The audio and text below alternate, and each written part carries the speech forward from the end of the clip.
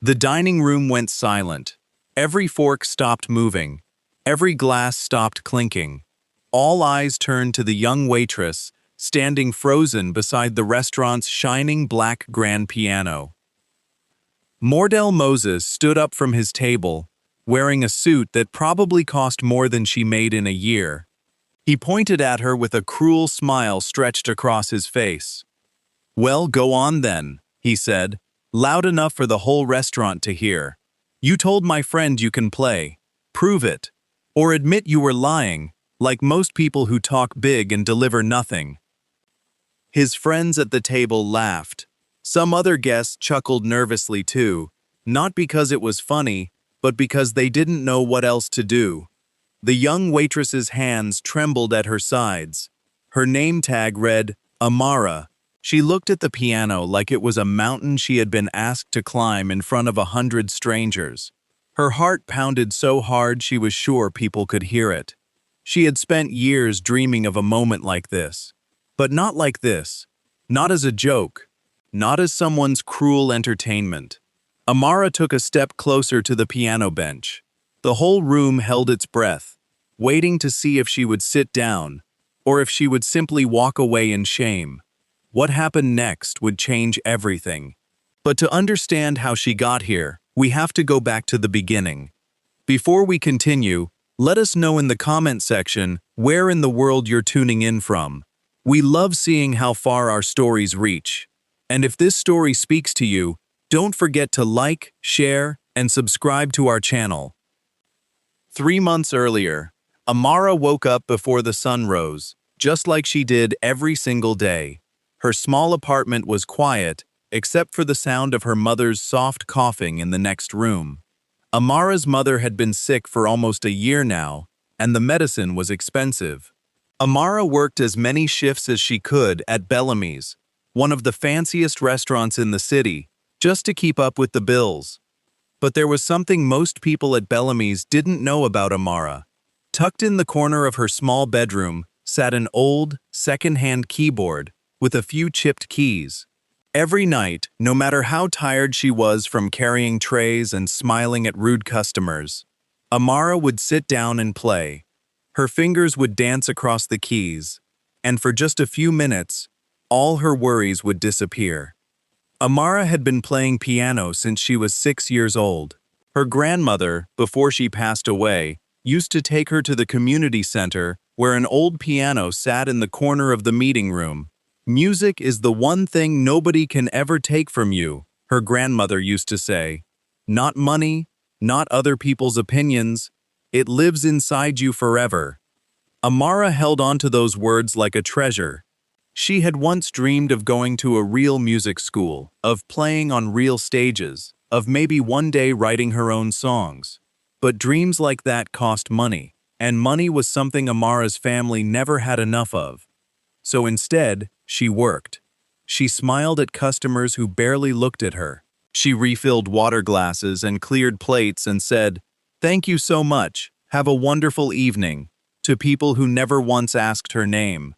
One evening, while wiping down tables during a quiet moment, Amara noticed the restaurant's grand piano sitting untouched in the corner of the dining room. It was beautiful, polished, and expensive, used only for special events. Amara glanced around to make sure no one was watching, then let her fingers rest gently on the keys. She didn't press down. She just imagined what it would feel like to really play it. "You play?" a voice asked. Amara jumped back, startled. It was Christopher Mowry, one of the restaurant's regular customers. He was kind, always polite, always left a generous tip and a genuine smile. He worked in the music industry, though Amara didn't know exactly what he did. "Oh, a little," Amara said quickly, embarrassed. "Just for fun. I didn't touch the keys, I promise." Christopher smiled warmly. "There's nothing wrong with dreaming, Amara. Someday, maybe you'll get the chance to really play it." That small moment of kindness stayed with Amara for weeks. It was one of the few times someone had looked at her, not just as the waitress, but as a person with her own hopes and dreams. But not everyone who walked through Bellamy's doors was as kind as Christopher. Weeks later, on a busy Friday night, the restaurant buzzed with the usual sounds of clinking silverware and quiet conversation. Amara was rushing between tables, balancing plates, trying to keep up with the dinner rush. Her feet ached, her back hurt, but she kept the same polite smile plastered on her face, because that was her job. That night, a large group arrived, led by a man everyone in the restaurant seemed to recognize immediately. Whispers spread across the room. "That's Mordell Moses," someone said. "He owns half the buildings downtown." Mordell walked in like he owned the restaurant too. He snapped his fingers at the host, demanded the best table, and barely looked at anyone as he sat down with his entourage of business partners and friends. He complained about the wait for his reservation, even though he was 10 minutes early. He complained about the water not being cold enough. He complained about the bread basket taking too long to arrive. Amara was assigned to his table. She did everything right. She was polite, attentive, patient. But no matter what she did, Mordell found something to criticize. He snapped at her for bringing the wrong side dish, even though she had repeated his order back to him correctly. He rolled his eyes when she apologized. He made comments to his friends about the help these days, just loud enough for Amara to hear. Amara bit her tongue and kept working. She needed this job. She needed every tip, every hour, every paycheck for her mother's medicine. But then, near the end of the night, Christopher Mowry walked over to greet Mordell, since the two apparently knew each other from past business dealings. As they exchanged small talk, Christopher, not realizing what kind of night Amara was having, mentioned casually, "You know, that young lady serving your table plays piano beautifully. I've seen her practicing on the grand piano when the restaurant's quiet." He meant it as a compliment. He had no idea what he was about to unleash. Mordell's eyes lit up with a cruel kind of interest. He turned slowly in his chair and looked at Amara, who was clearing a nearby table, completely unaware that her secret had just been shared with the last person on earth she wanted to know it. A wide, mocking grin spread across Mordell's face. "Is that so?" he said loudly, his voice cutting through the restaurant's gentle hum of conversation. "Well then, I think we should all see this so-called talent for ourselves." He stood up from his chair, and the entire restaurant turned to look at him. "Waitress!" he called out, snapping his fingers toward Amara like she was a dog being summoned. "Get over here. It's time for a little show." Amara's feet felt frozen to the floor. For a moment, she thought maybe she had misheard him. But when she looked up, Mordell Moses was staring right at her, his finger still pointed in her direction.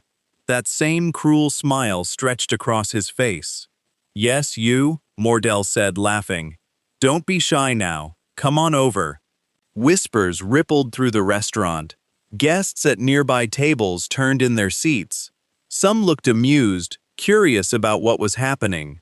Others looked uncomfortable, sensing something wasn't right.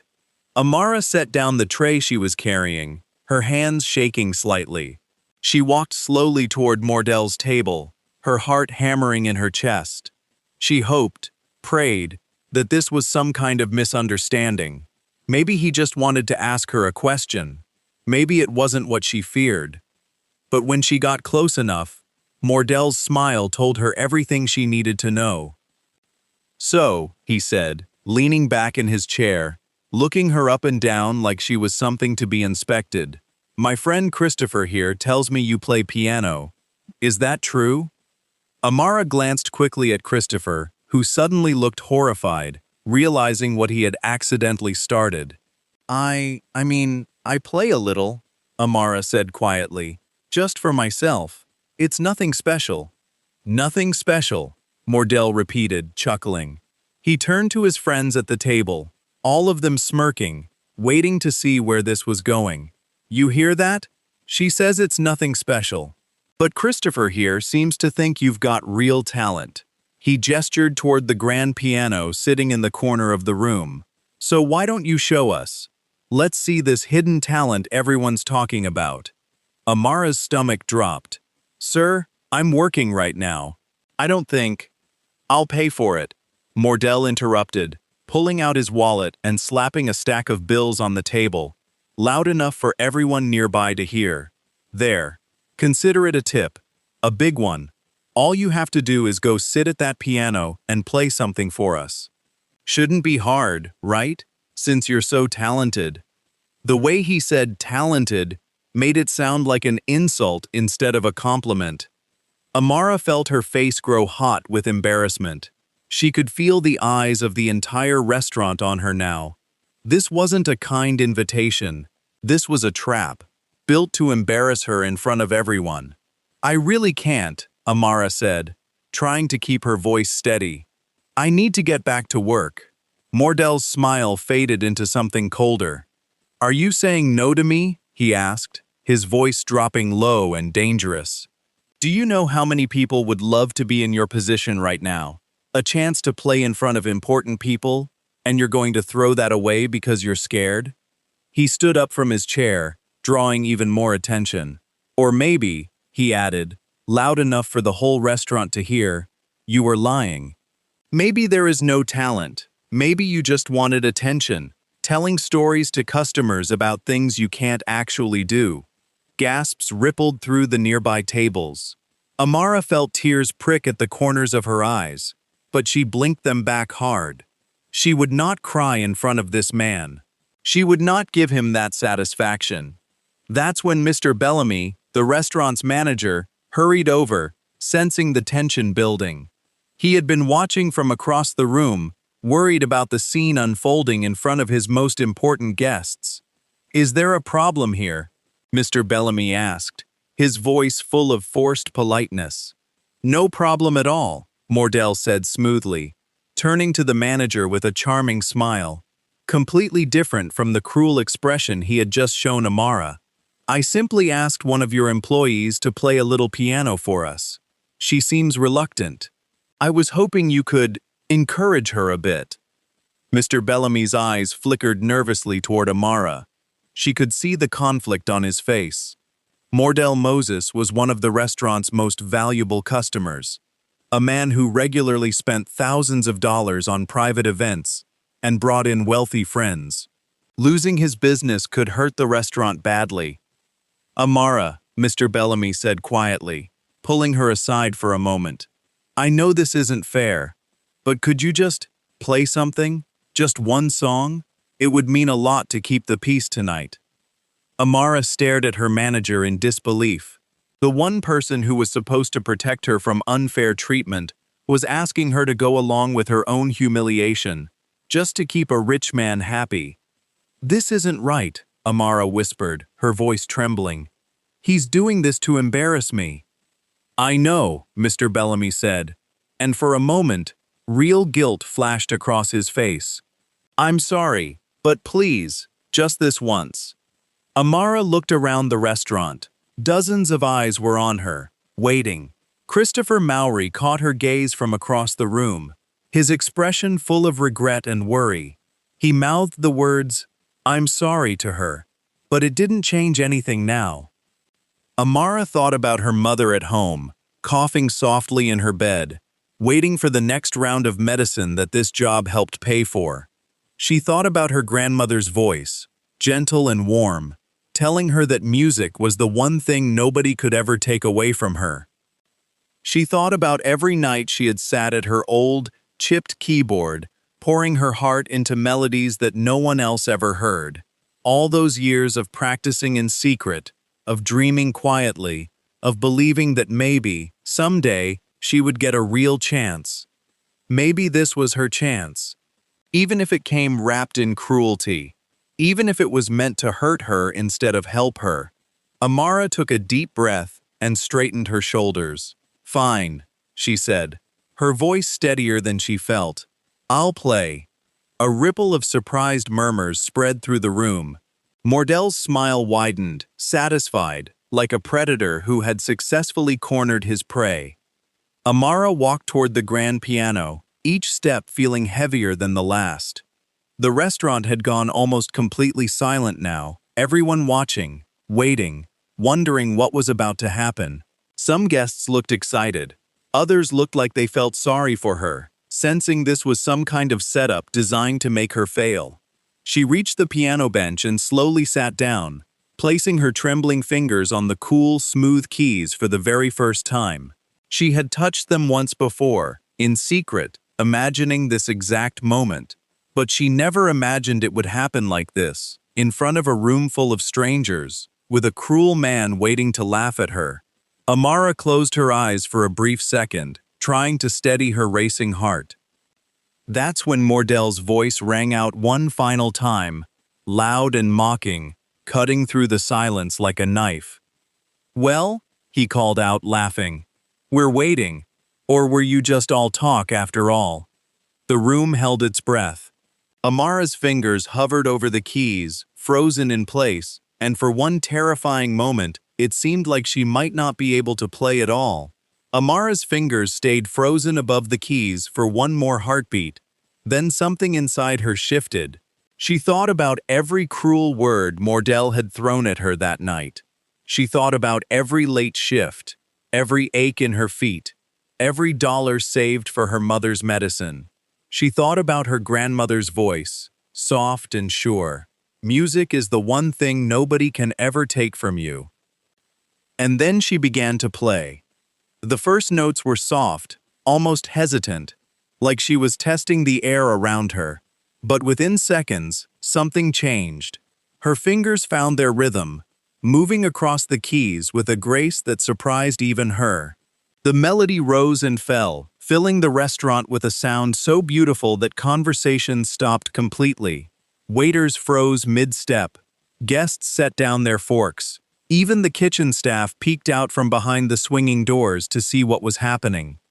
Amara played with her eyes closed, pouring every ounce of pain, hope, and dreams into the music. It was a piece she had written herself. Late one night after her mother's coughing had finally settled into sleep. She had never played it for anyone before. It was hers, private and precious. But tonight she gave it to the room. The notes told a story without words. There was sadness in the low keys, the kind of sadness that came from years of struggle. There was hope in the rising melody, the same hope that had kept her going through every hard day. And there was strength in the powerful chords near the end, the strength of someone who refused to give up, no matter how many times life tried to knock her down. By the time Amara's fingers lifted from the final note, the entire restaurant sat in complete silence. For a moment, nobody moved. Nobody breathed. Then, one by one, guests began to rise from their seats. Applause broke out, growing louder and louder, until the whole restaurant was on its feet, clapping and cheering. Some people had tears in their eyes. Others called out, "Encore! Play another one!" Amara opened her eyes, stunned by the reaction. She looked around the room, half expecting it to be some kind of dream. But it was real. Every single person, even the ones who had chuckled nervously earlier, was now looking at her with genuine awe and respect. Except for one man. Mordell Moses stood frozen beside his table, his mocking smile completely gone. His face had gone pale, his mouth slightly open in shock. He had expected to watch a nervous waitress stumble through a few clumsy notes, giving him and his friends something to laugh about for weeks. Instead, he had just witnessed something far beyond what he could have imagined. He had no words. For the first time that night, Mordell Moses had absolutely nothing to say. Christopher Mowry, who had been watching from across the room with his heart in his throat, felt a wave of relief and pride wash over him. He had heard talented musicians before in his line of work, but there was something different about Amara's playing. It wasn't just skill, it was heart, it was real. He made his way through the crowd of clapping guests until he reached the piano. "Amara," he said, his voice full of warmth. That was incredible. I've worked in the music industry for almost 20 years, and I don't say this lightly. What you just played, the emotion behind it, that's something you can't teach. That's something rare. Amara's cheeks flushed, unsure of what to say. Thank you, she whispered. I played what I felt. That's exactly why it worked, Christopher said, smiling. He reached into his jacket pocket and pulled out a business card, holding it out to her. I'd like you to come to my studio this week. I want to record a demo with you. I think the world needs to hear what you just played for us tonight. Amara stared at the card in her trembling hands, hardly able to believe what was happening. A real music producer, offering her a real chance, the kind of opportunity she had dreamed about since she was 6 years old, sitting beside her grandmother at that old community center piano. Nearby, Mordell finally found his voice again, though it came out much quieter than before. I didn't expect that, he muttered, mostly to himself. Mr. Bellamy, the restaurant manager, walked over, still stunned by what he had just witnessed. He looked at Amara with a mixture of pride and shame. Amara, I owe you an apology, he said quietly. I should have stood up for you earlier tonight, instead of asking you to go along with something so unfair. I'm sorry. Amara nodded, accepting his apology, though the sting of his earlier request still lingered. Thank you for saying that, she said simply. Mordell Moses stood there for a long moment, watching the crowd continue to buzz with excitement around Amara. Something about the whole scene, the joy on people's faces, the tears of genuine emotion, the way Amara carried herself with quiet dignity, even after everything he had put her through, began to weigh on him. For the first time in a long time, Mordell felt something unfamiliar creeping into his chest. Shame. He walked over slowly, clearing his throat. The restaurant quieted slightly, curious to see what he would say. I owe you an apology, he said, his voice much softer than before. What I did tonight was wrong. I wanted to embarrass you, to prove some kind of point, but you just taught me something instead. He paused, glancing down at his hands. I judged you before I ever gave you a chance to show who you really are. That wasn't fair. I'm sorry. Amara studied his face for a moment, searching for any hint of insincerity. But there was none. Mordell truly looked humbled, perhaps for the first time in years. Thank you, Amara said quietly. I forgive you. Her willingness to forgive, even after everything, seemed to surprise Mordell even more than her piano playing had. He nodded slowly, then quietly returned to his table, noticeably different from the loud, arrogant man who had walked in earlier that night. Over the following weeks, everything in Amara's life began to change. She went to Christopher's recording studio, nervous but excited, and recorded her very first demo. Christopher helped her connect with other musicians and producers, opening doors that Amara never thought would be available to someone like her. She continued working at Bellamy's for a little while longer, but eventually, as her music began to gain attention, she was able to cut back her hours and focus more on her true passion. She used her very first paycheck from the music industry to help cover her mother's medical bills, finally easing some of the financial stress that had weighed on their family for so long. Her mother, though still sick, beamed with pride every time she heard Amara practicing at home, no longer on a chipped, second-hand keyboard, but on a real piano that Christopher had helped her find. Word of what happened that night at Bellamy's spread throughout the city. People loved the story, not just because of Amara's incredible talent, but because of how she handled herself with grace and dignity. Even when someone tried to tear her down, she became a quiet symbol of resilience, proof that true talent and character could never be silenced by cruelty. As for Mordell Moses, something shifted in him after that night. He began donating to local music programs for underprivileged children, quietly funding pianos and lessons for young students who couldn't otherwise afford them. He never sought credit for it, Perhaps, in his own way, he was trying to make up for the pain he had caused. Amara's story became a reminder to everyone who heard it that talent often hides in the most unexpected places, waiting patiently for its moment to shine. It also became a reminder that kindness and respect should be given to everyone, regardless of their job title or how much money they had in their pocket. Sometimes, the people the world overlooks the most are carrying the greatest gifts inside them, simply waiting for someone to finally give them the chance to be seen.